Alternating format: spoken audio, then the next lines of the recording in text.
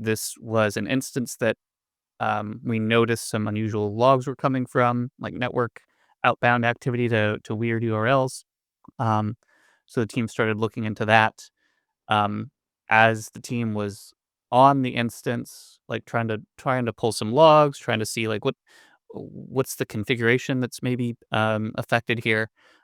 We noticed that some other changes were being made, like the attacker is on the box, the calls are coming from inside the house, whatever.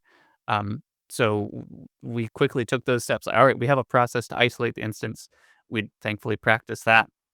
Um, the next steps were, what team owns this instance?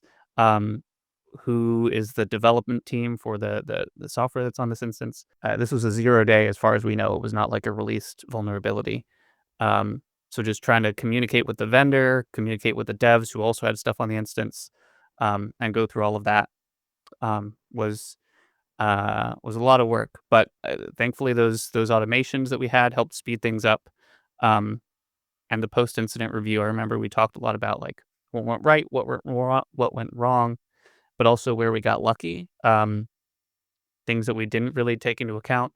Um, that instance happened to have an overly broad role attached that could have read secrets, could have gotten into S3.